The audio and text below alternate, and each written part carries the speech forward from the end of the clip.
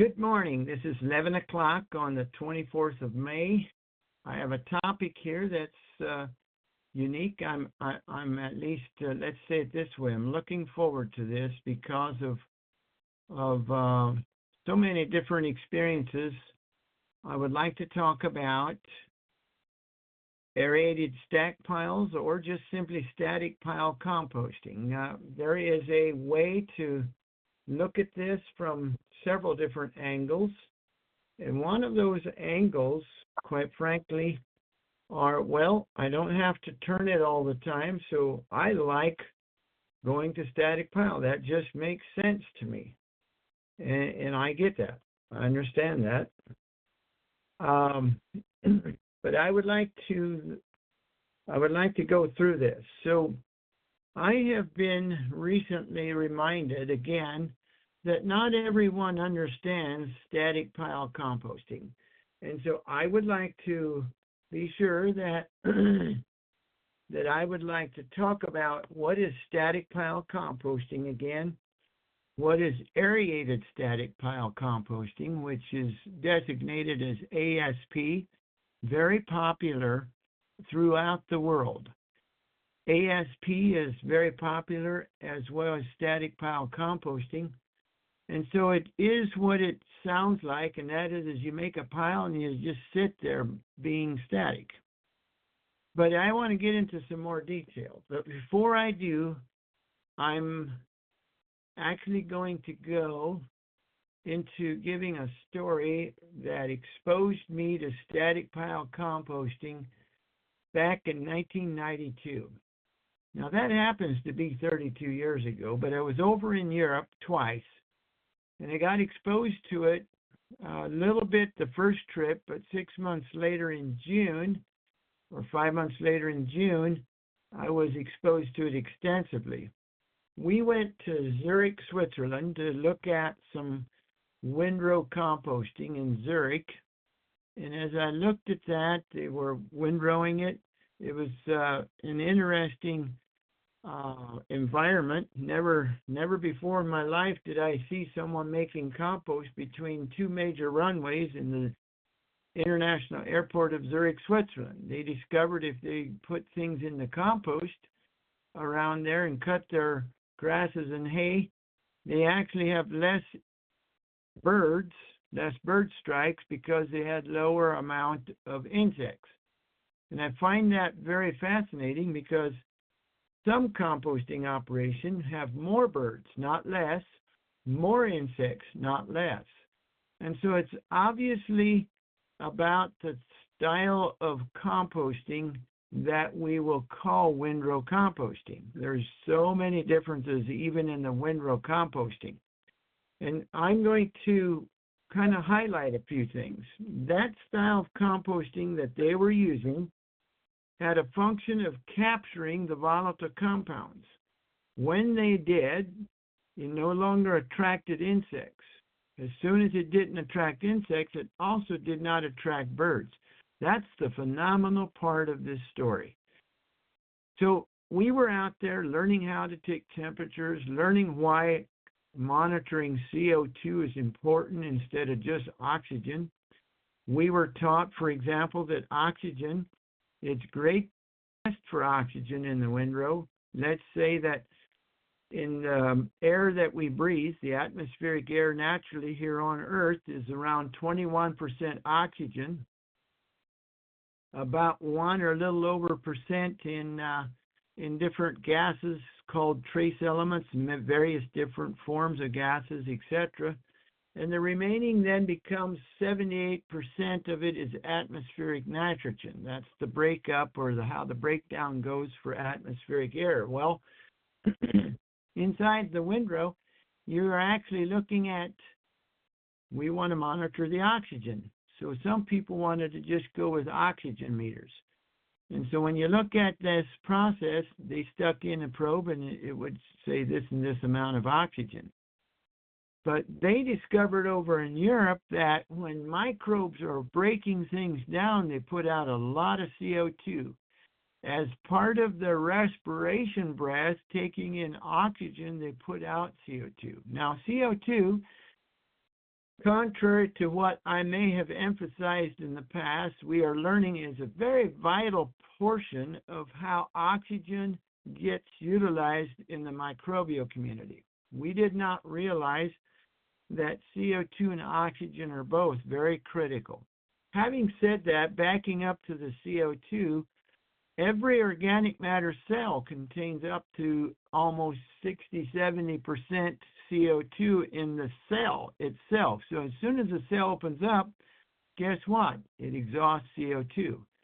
Well, this special type of capturing compost process doesn't allow that to escape in the air, because as it escapes, it attracts insects. This is why some compost operations are just full of flies and fleas and birds and so on, trying to take advantage of what you've just collected there in terms of insects. And that's also why some compost operations have no birds, no insects, because they are capturing things. Well, now let's remember my statement about capturing is very critical to make good compost. We want to switch back to my trip in Europe. So we get to see these windrows, and then after that, that was in the forenoon. In the afternoon, we went to this other location about 20-30 kilometers from there, and we went to this place where it's a fairly major municipal composting center, and they had a bunch of static compost piles. They had what they called a Windrow house, which was also experimenting with static piles inside bins. So they were doing both outside static piles and inside static piles. Outside, they were trying to experiment with blowing air in the bottom, up out the top, and in other cases, they were trying to suck it out. Inside the Windrow house, in German, it would have been called Wunderhaus, translated to English as Wonder House. And they grinningly told us the wonder of it was that it cost $800,000 to build back in the early 90s, and it didn't work. Now, that was a little cynical, I suppose, but it was really quite interesting that they were going along there. And I just listened, and I was very curious and inquisitive as I listened, because wow, what are you really saying? Especially there in that building, they had a full aeration floor. They had sides up to 12-foot high sides. They probably put in about 9 foot of material in that 12. They even had an auger that went down in there and went around and stirred it up. But they found out both the static piles outside and the static piles inside, they were developing carcinogens. Well, don't know if anyone understands what I'm saying, but carcinogen-causing compounds. I should not have said developing carcinogens. I should have said carcinogen-causing compounds, and warned us not to get close to it because it had some pretty nasty anaerobic material in it. And I asked him, well, you're blowing air through, how can that be? He said, well, the process of aerating a static pile, whether it's aerating it or just a simple static pile, is material stacked on each other, whether it's in a big old round pile or in a big windrow where it's pretty tall, can be up to 15 or more feet high and 20 feet wide in the bottom, or up to even 30 feet wide in the bottom, depending on how the loader stacked it.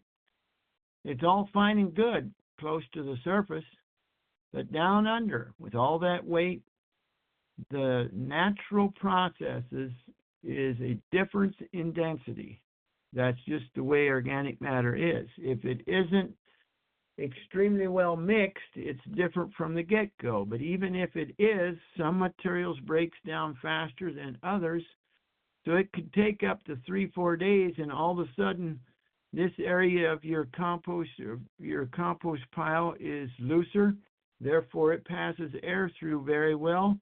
And as soon as there's a differential where it's tighter in one area and looser in the other, then the air tends to go just where it's looser, thus drying it out even more so, and continuing to do so until the tighter area gets zero amount of air and the looser area gets 100% of the air. We call that channeling.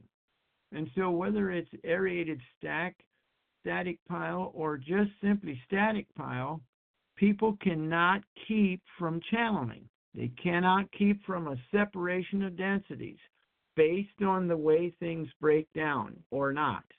This is a pretty major thing. We've got to break this thing down so that it ends up with becoming very aware that really this won't work unless you end up changing the amount of material around by physically mixing it. And that's what brings us back to windrow composting, because that channeling is the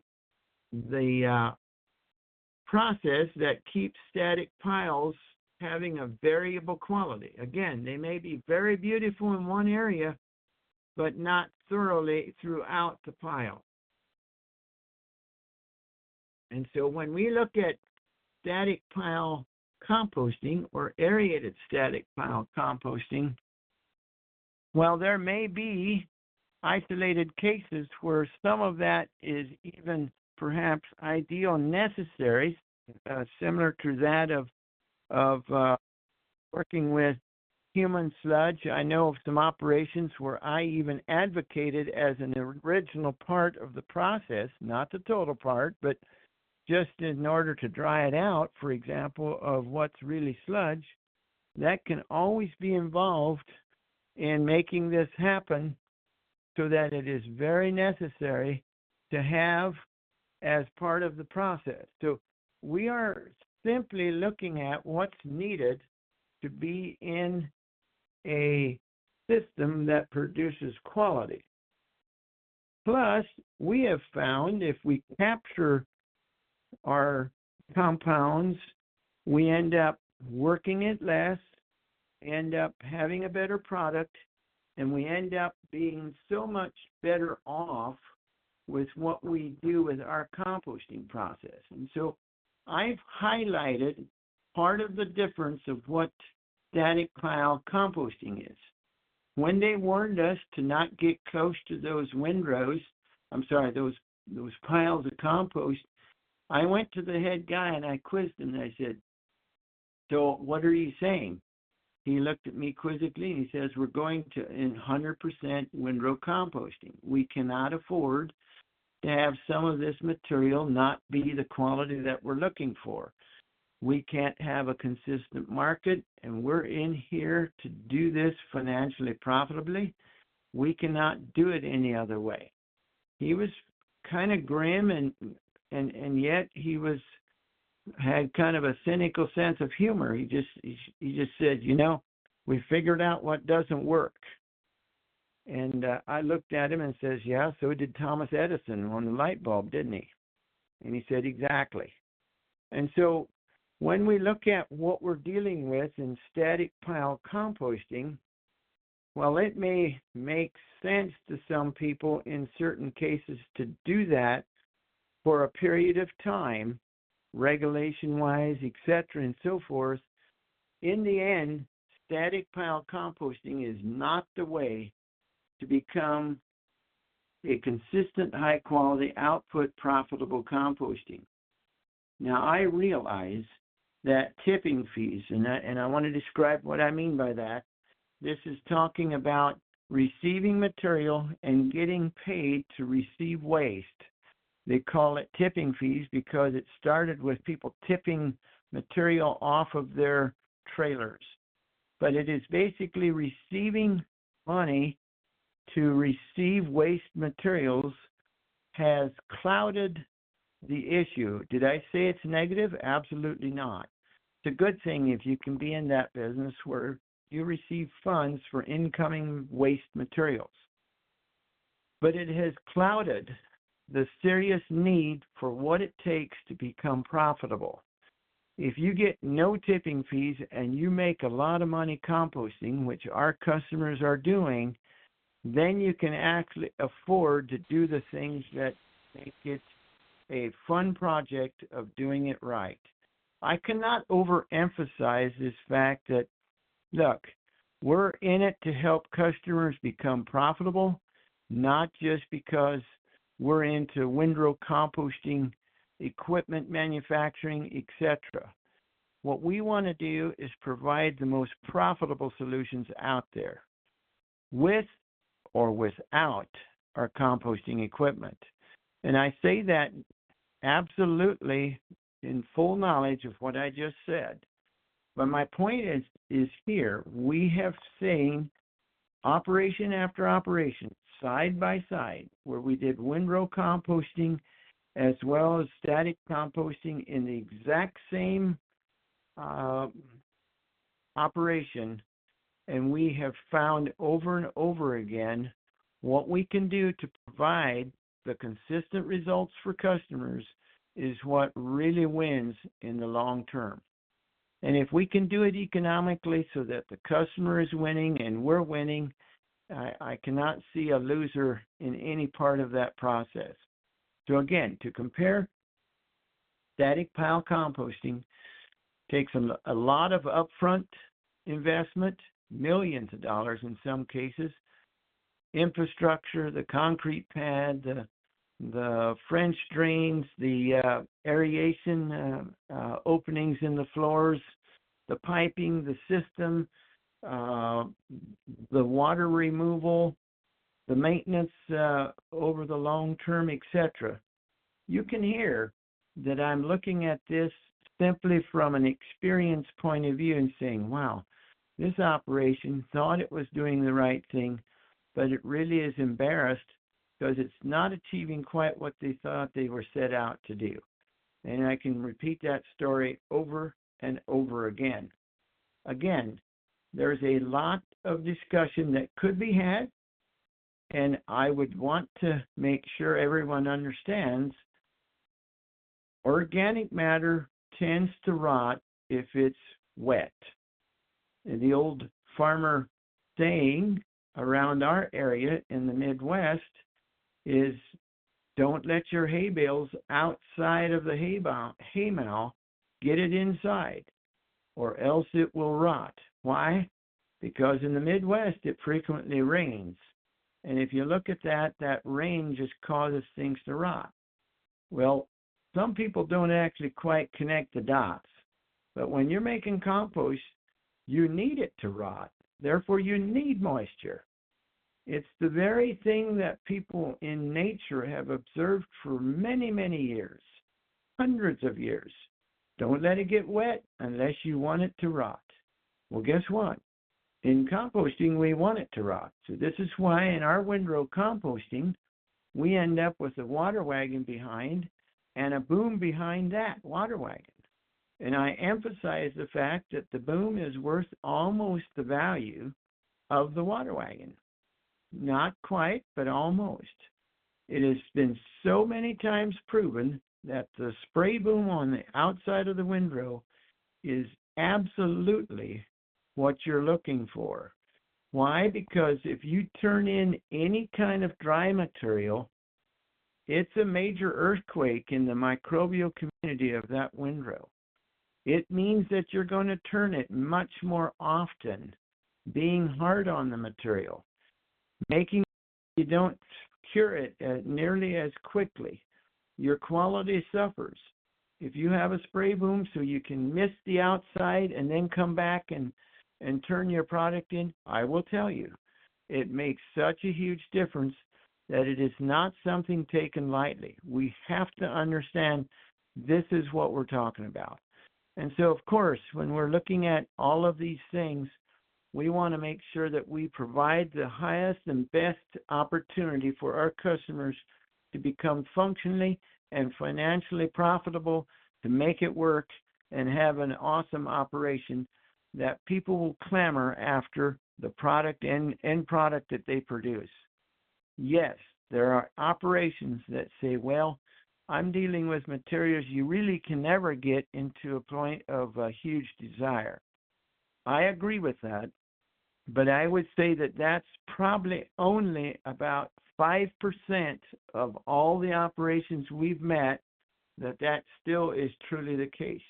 You can still take that less than ideal feedstocks, meaning the material that you start making compost out of, and you can still get them to a higher, better use. You can still capture volatile compounds. You can still capture higher amounts of sun energy that normally gets lost in a compost operation. Here again, static pile has no way, no kind of way to keep the volatile compounds from happening or to keep the sun energy stored in. How do I know that?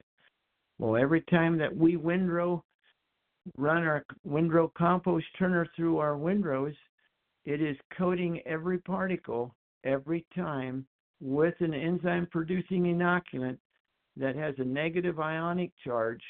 And so you see when a day later or 2 days later in the first 1 to 3 weeks of Windrow composting cycle, it's breaking it down. So what one piece is today, by 24 hours from now, could be 1 million pieces. That degradation process or that disintegration process means there's a lot more materials tomorrow that will be subject to exposing and exhausting volatile compounds than what they did today. So in the first 3 weeks, it is very critical to frequently turn, pay attention, monitor it carefully, and touch every particle as things continue to disintegrate, get some more new fresh materials touched. Again, in a static pile windrow, there's no way you're doing that. You're just letting it sit. We call that sun energy loss. Those volatile compounds are components of photosynthate material that you absolutely want to capture. Even if you do not take it to the highest level of compost, which we would call take that sunlight energy and put it into protein, at least you can make it supercharged, which is simply capturing the sun energy. Capturing the volatile compounds, which means capturing the sun energy. And if you do that in a windrow composting cycle where it's throwing the material over the drum and the water angles are coming out of the nozzles at 30 different directions of degrees of angles, it is spraying every particle as it's thrown over the drum. This is the reason that the AeroMaster equipment ends up with a more productive end product than any other product out there that I can see. We really have to pay attention to the fact that it took sun energy to grow this organic matter, and if you and I can keep it from going back in the environment, our customers get to harvest it and utilize it. So we're really more comfortable with going with a windrow composting process, as I'm sure that it's clear now, by now. Not only is it financially more feasible, but it is also financially a much more profitable end-use goal for the people using the compost, which, by the way, we really don't know of any compost that shouldn't end up in the soil somewhere. Even if it's daily cover for a landfill, it's going to end up somewhere. And so when we look at this process of windrow composting versus static composting, we are really looking for the highest and best profitability to make this all work. Yes, I know that we end up turning our material more times than what you do with turning it in a static pile. But I want to remind people, a static pile often requires loaders. Even an 8 cubic yard bucket loader, which is a big bucket, you're still going to be hard-pressed to move beyond 500 cubic yards an hour. Maybe you can get up to 600 or 700, but very few people can, and it depends on if you're moving it, 20 feet versus 50 feet. But the bottom line is to move it around with the loader is still going to be in that 500 to 700 cubic yards an hour. For us, in our next to the largest machine, we're going between 3,000 and 4,000 cubic yards an hour. So it's just simply in a completely different league, in a completely different bracket. One turn for us is if you pay the operator and the machine that you're using, the tractor and the turner and the water tank, if you just simply assign $150 an hour for the entire package, or even up to $200, doesn't matter, you're still just pennies per cubic yard per turn. Versus a loader, you are using a lot more fuel per cubic yard, a lot more labor per cubic yard, a lot more wear and tear on your loader. Those loaders are not cheap. I just had a Telecass about a year or two ago with a customer, and you can look at it by going on our website, where he's talking about what he used to use 4 big front-end loaders he can do with one of our machines and still have more time left and a lot less fuel. He talks about saving $70,000 per year or more in fuel alone. Folks, that pays for your compost turner and tractor pretty fast. And so when we're looking at these kinds of things, economically, financially, final product and quality, I can just cite all kinds of reasons why the Windrow composting is going to be on top of the static pile operations, let alone the quality. It's just an amazing difference. And so with that, I'd like to open this up, Kelly, for some questions if we can. Just wanted to kind of give an overview of where we're at with static pile composting or aerated static pile composting, either one, versus Windrow composting. Thank you. Okay, so if you have a question, please press *1 to unmute yourself. I believe everybody muted themselves when they came on, but if you'll just press *1, that will unmute you and you can ask a question.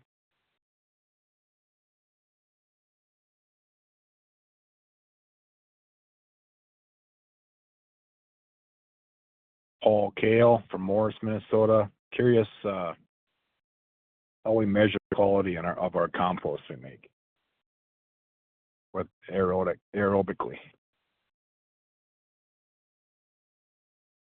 All right.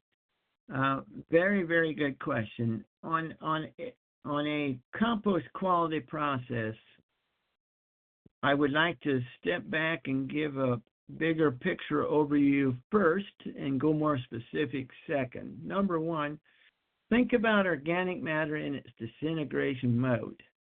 If you control the losses of the volatile compounds, and by the way, over 90% in organic matter is subject to volatility.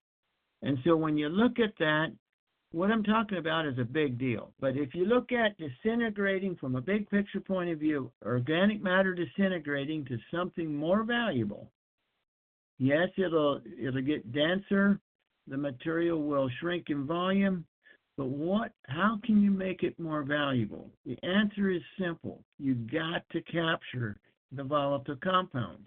The biggest losses in the composting world, the world over, I cannot overemphasize this, is the losses of the volatile compounds. People just don't quite grasp that. So, why do I say it that way? Let's go back to your specific question. How do you know what quality you're doing? We measure quality of compost by the function that it does in the soil, not by content of this amount of nutrients versus that amount of nutrients. Nobody said whatever nutrients you got in your compost will actually feed the crop the amount of nutrients that you had. Let's say you have, for an example, just to make life simple, let's say you had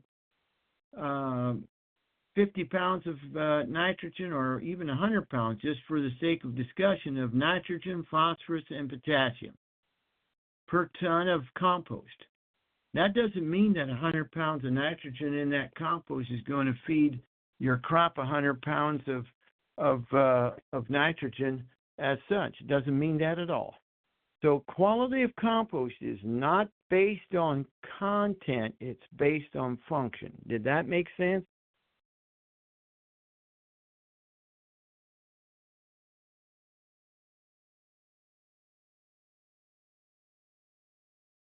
Thank you for your thoughts. Yes.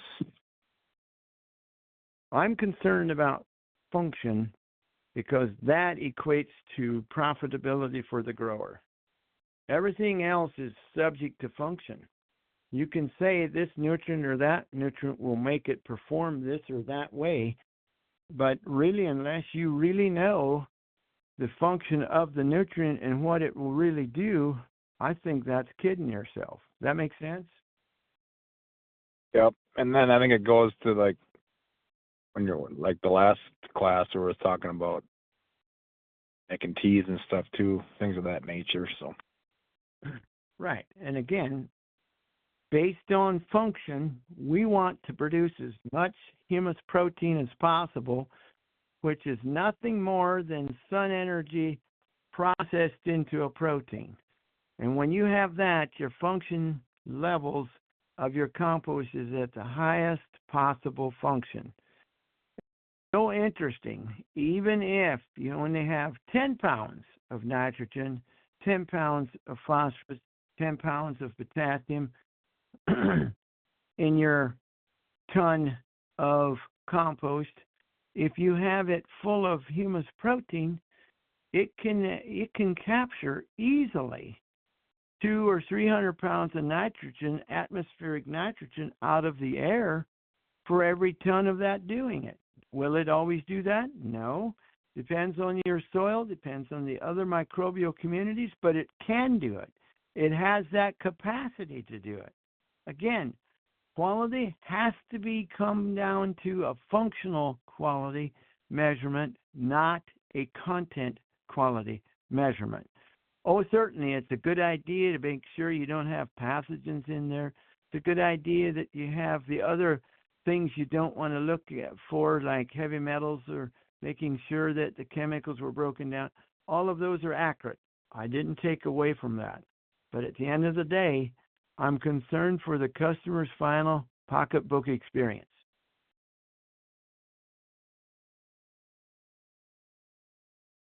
how do we, the people around me are using humics, Leonardite coal-based humics. How do you compare that to compost, the humics and compost? First of all, humics is a portion of the humus protocol, of the humus picture. If you draw a big circle, let's say your circle is 8 inches in diameter like a pie, and you start slicing it like a pie, about 15% of that circle is in the humics side of it, such as humic acid, fulvic acid, humic acid, fulvic acid. Now, let me back up. Fulvic acid is more. There's a separate portion, but in the end, at the bigger picture, you can't get past about 20% of that pie. When we're talking about humus protein, we're looking at 100% of the pie. Does that make sense? Yeah. Okay.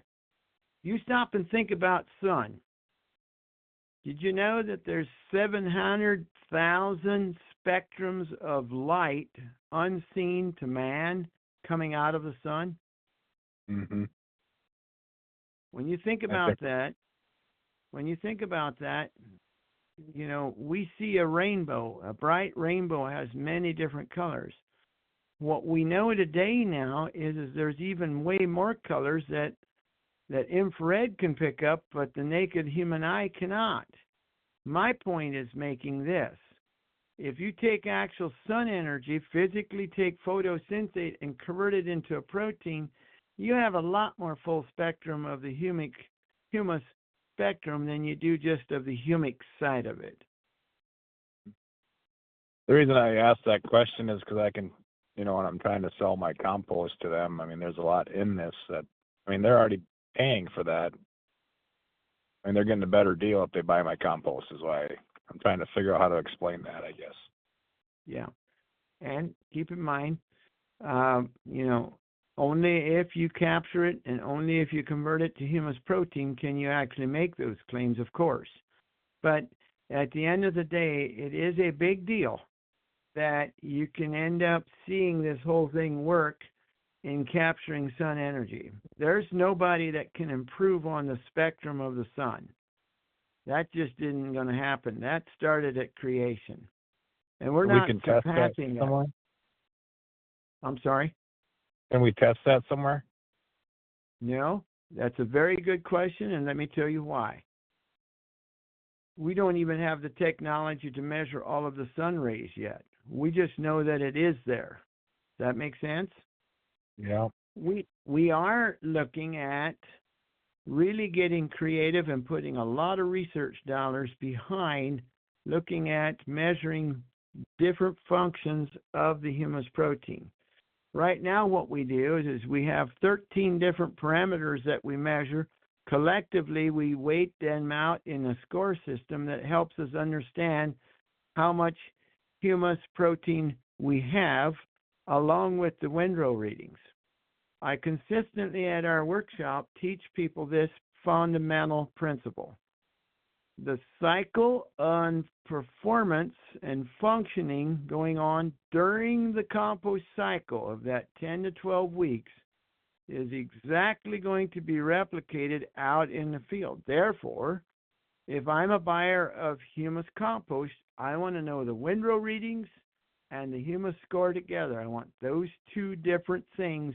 That will tell me what this will perform at.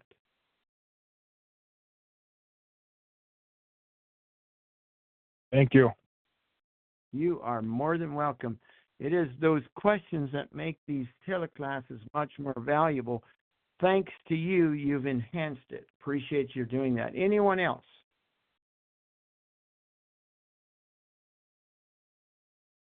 Matthew Willenbring, Cold Spring, Minnesota. Can you talk on vermicompost, please?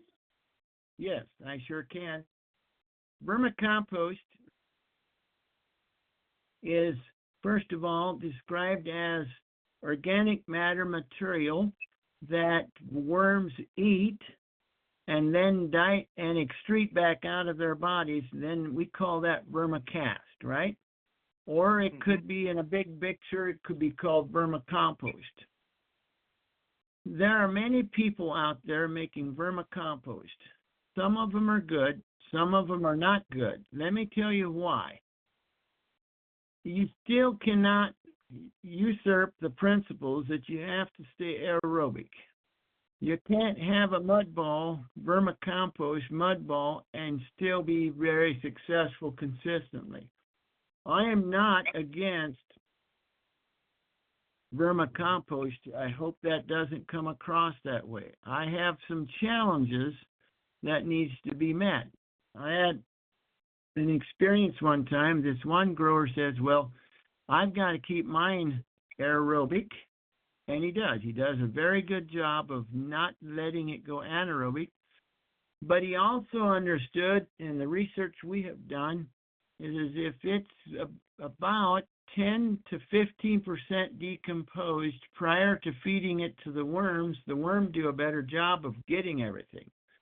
Secondly, we don't want to use material in there that has a lot of pathogens in it for fear that the worms don't quite get everything.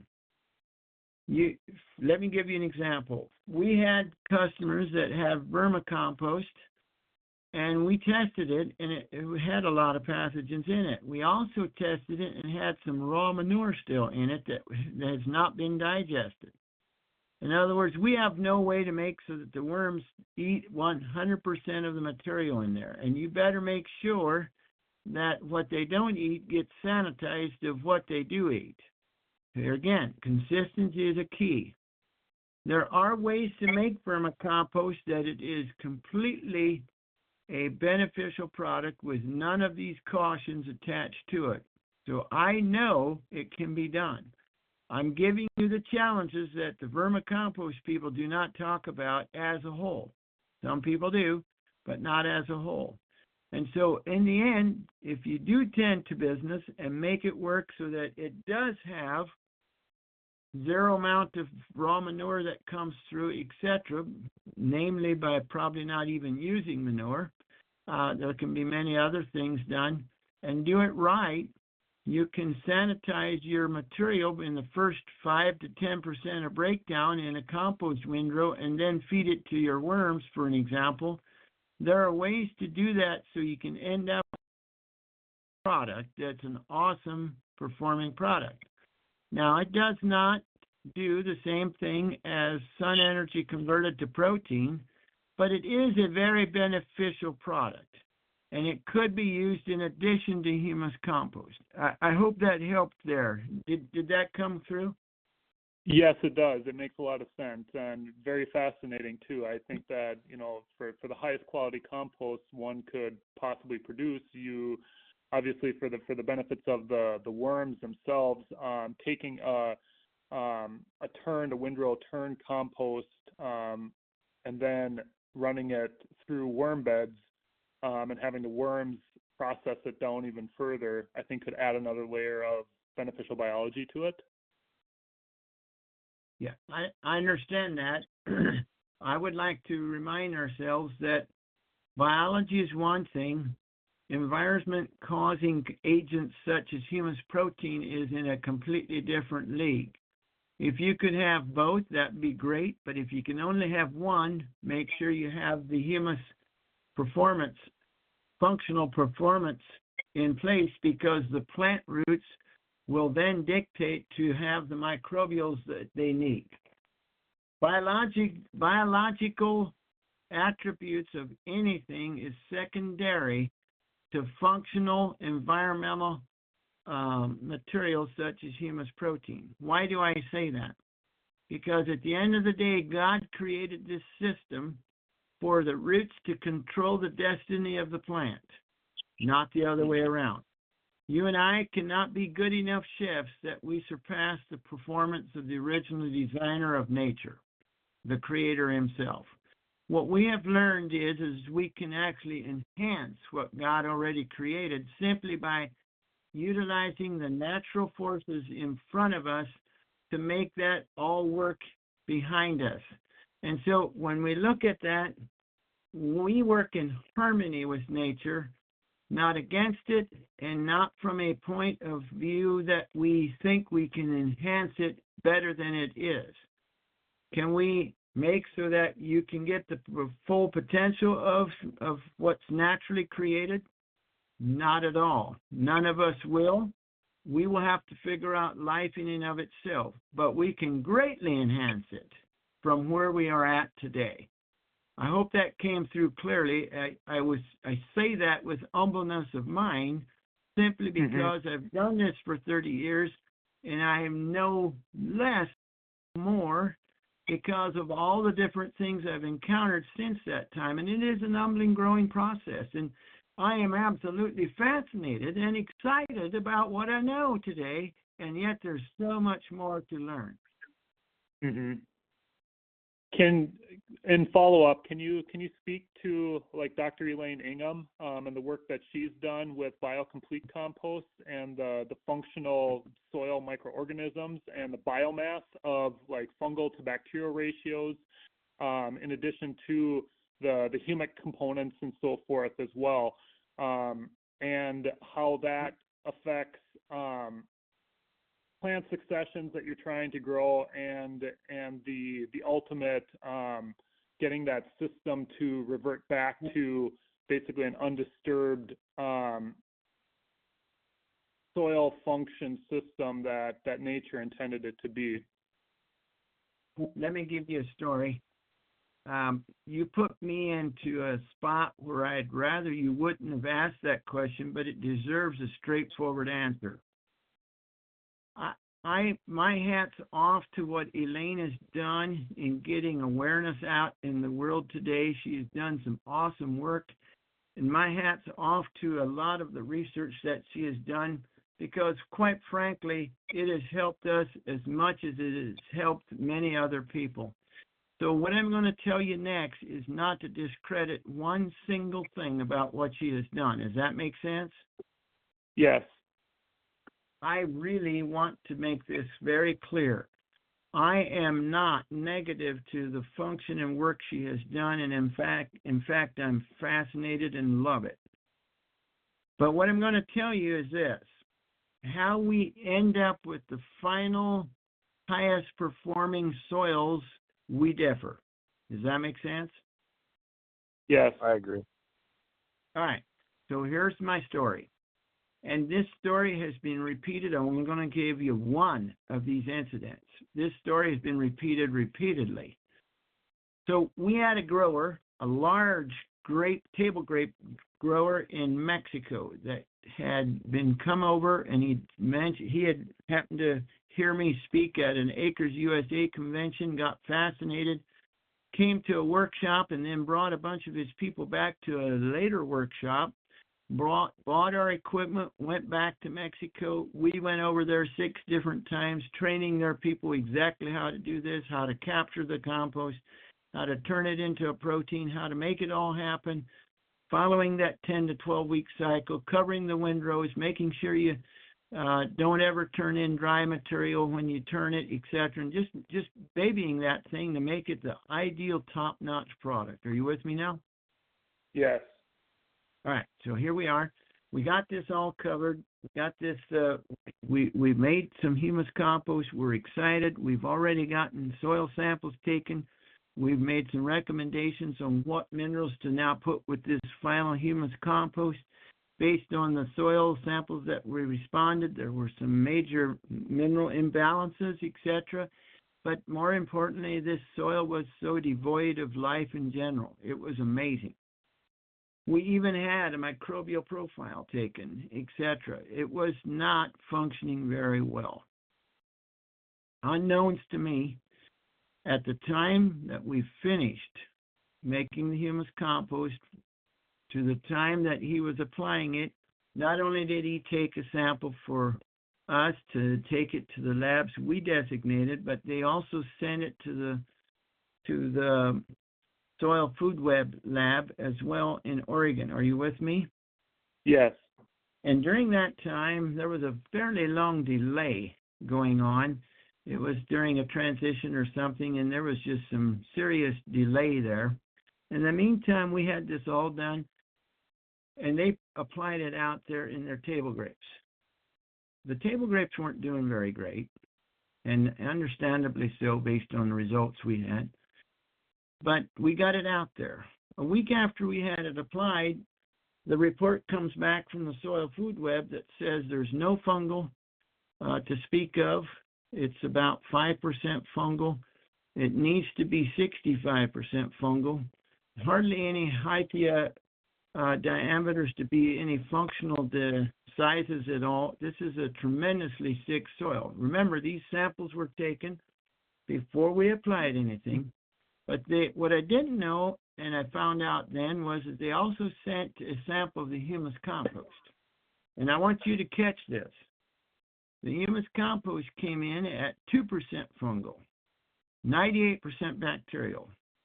The soil was 5% fungal, and 95% bacterial. And the report was, and I realize this is a generic report as such, please do not use this compost because it will negatively impact your table grapes. You need something with a lot higher fungal-dominated compost. Are you with me?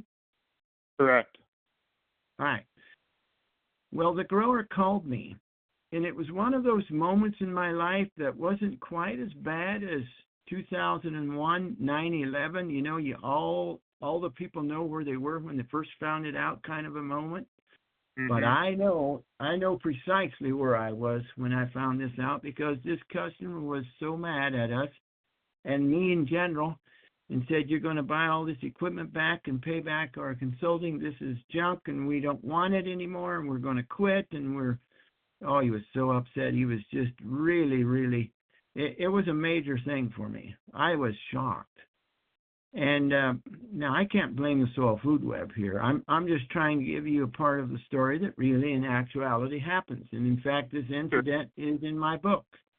But my point that I'm writing, by the way, but my point I'm making here is that as he mentioned all that, and I was trying to decide and pray about how in the world am I going to answer this, I ended up finally saying, okay, I told him, look, let's do this.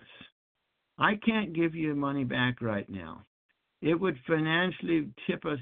We're too vulnerable financially right now. We can't do that. And then he just started railing at me really big time. I just listened to him and finally says, look, let's do this. If you don't mind, I want to suggest something.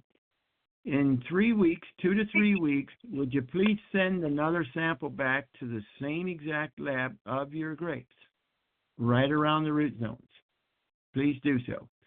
He was quiet. Finally, he says, so you're not going to give me my money back? And I says, well, we'll talk about it again after you send this off. Please do that for us so we can actually have a discussion about this. He sent it off, and about a month after that, it came back, and he did wait at least 2 weeks. I don't think he waited 3 weeks.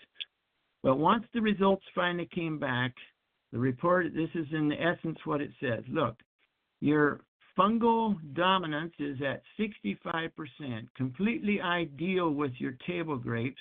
And in fact, the fungal hyphia diameter is extra large. We haven't observed this among table grapes before. Congratulations. We don't know what you used, but you must have used something that really worked well.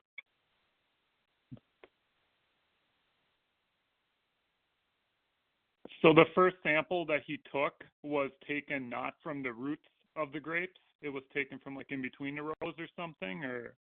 It was taken from the root zone. It was taken exactly in the same manner, before and after. I basically give you a story of before and after. Sure. I gave you a story of delivering a product that was 2% fungal, but was full of humus protein. Mm-hmm. I gave you a story that was able to marry and work hand in hand with root tip and allow a higher level of photosynthate to develop, pushing out exudates, which then signaled for fungal to expand, and all of a sudden, within 3 days, and in past experiences that we've done a lot of tests, hundreds of different times that we've been exposed to this. Within 72 hours, you're going to end up with the ability to have the proper fungal balance protein. As long as you have humus protein, you're going to end up with stuff that you can't possibly engineer properly in your compost windrow. You hear me? Fascinating. Yes. That's why humus protein. That's why I'm telling you, we cannot supersede the natural system. That makes sense. Again, I hope you note here that I'm in 100% agreement with the end goal. Mhm. No, I don't take that you're putting down anyone or any Elaine or any of the other people that are pioneers in the compost world and the biological world by any means. I really appreciate your explaining what you found and your thought process with regard to that. So thank you. I'm grateful that you pointed that out for the record, and it is precisely what I was trying to do. I would also like to tell you that if we wouldn't have been for them, we would not have succeeded as well as we are, because it helped tweak our company to a different direction than where we are going. My hat's off to that. Please understand, this is about one of respect, but also one that we believe is the most profitable for our customers. I appreciate that. Thank you, and I admire your honesty with regard to that and your acknowledgement of that. Thank you. You are most welcome. And folks, I will take in one more question, and then I'm going to sign off here. I appreciate it. Every one of you asking questions has made this quite a bit more valuable. Thank you. I got one more question. I was pressing *1 before. Where were you from in Minnesota? The previous question. Where was he from? Cold Spring, Minnesota. Cold Spring? Cold Spring, yes. Okay. Very good. Thanks. Mm-hmm. Very, very good. All right. Anyone else have a question?